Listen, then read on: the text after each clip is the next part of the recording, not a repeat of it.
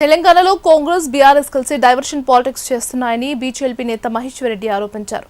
రాష్ట్రంలో నితిన్ నవీన్ రాకతో ప్రజల్లో చర్చ జరుగుతుంటే ఆ చర్చను డైవర్ట్ చేయడానికి సవాళ్ల డ్రామా మొదలుపెట్టారని మహేశ్వర్ రెడ్డి ధ్వజమెత్తారు.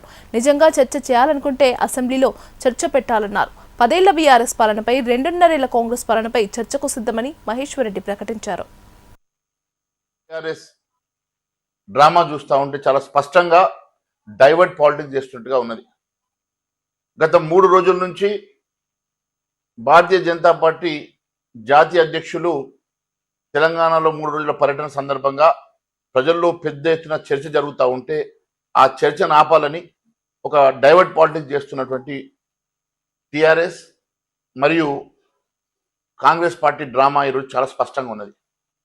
ఈరోజు లక్షల కోట్ల రూపాయల గత ప్రభుత్వ అవినీతిని కానీ ఈ రాష్ట్ర ప్రభుత్వం గత 2.5 సంవత్సరాలుగా చేస్తున్నటువంటి 1,00,000 కోట్ల రూపాయల అవినీతి గురించి మాట్లాడకుండా ఒక 100-200 కోట్ల రూపాయల అవినీతి మీద ఒకరు ఆరోపణ చేసినట్లు, ఒకరు దాన్ని రుజువు చేస్తారా అన్నట్లు, ఒకరిన వస్తున్నట్టు లీక్ ఇవ్వడం, ఇంకొకరిన ఆపేసి అరెస్ట్ చేయడం, దమ్ముంటే రా చర్చ అనడం, ఏం డ్రామాలు నడుస్తూ ఉన్నాయి, ఏం తమాషాలు నడుస్తూ ఉన్నాయి.